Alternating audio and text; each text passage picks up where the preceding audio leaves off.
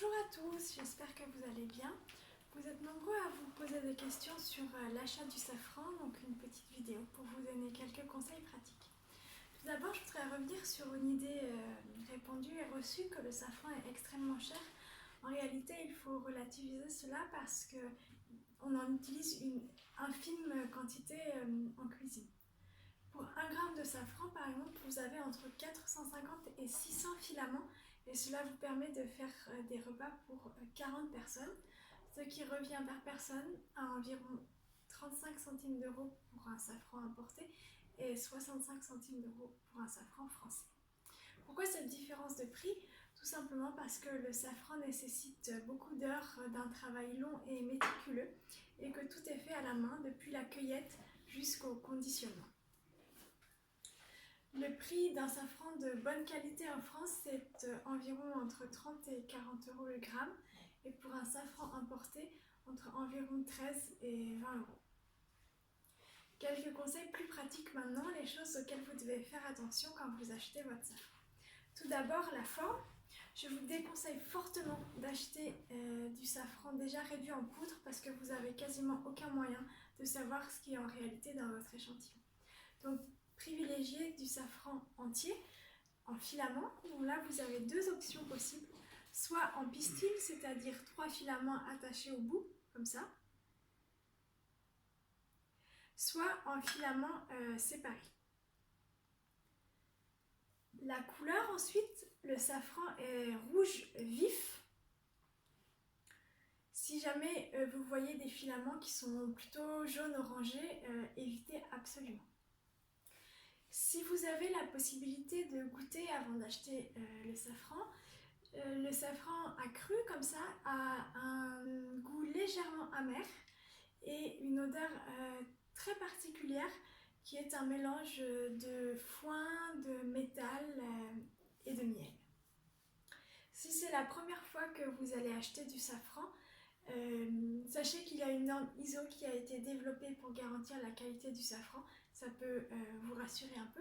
C'est la norme ISO 3632 qui garantit qu'aucun produit n'a été ajouté au safran naturel. Ça vous garantit donc une qualité de safran, mais en revanche, cela ne vous garantit pas la façon avec laquelle il a été stocké. Et c'est quelque chose à laquelle il faut faire attention. Parce que le safran est extrêmement sensible à l'humidité de l'air et à la lumière.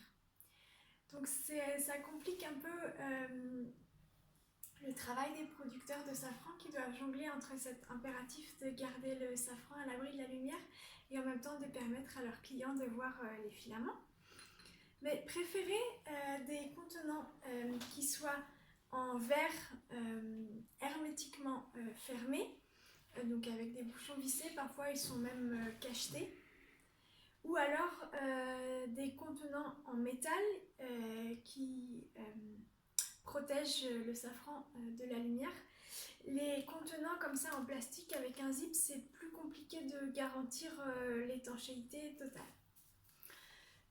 Que ce soit lorsque vous l'achetez ou ensuite pour le conserver dans la cuisine, gardez donc bien à l'esprit qu'il doit être conservé dans un contenant totalement hermétique, dans un endroit frais, sec et à l'abri de la lumière.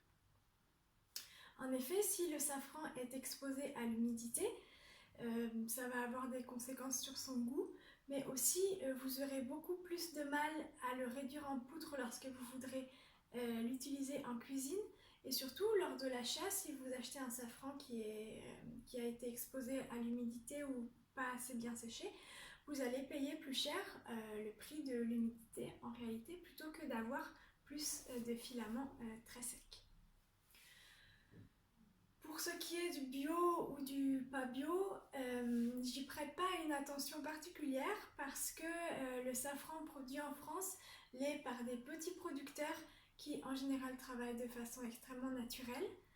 Donc pour du safran qui est importé, veillez aussi à ce qu'il soit bien précisé qu'il vienne de petits producteurs.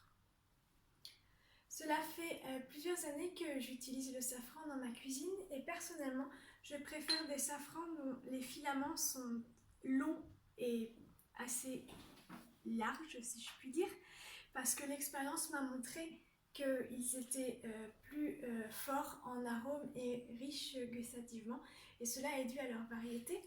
Il existe plusieurs variétés de bulbes de safran, mais aussi cela peut être lié au terroir et à l'ensoleillement, aux conditions de culture.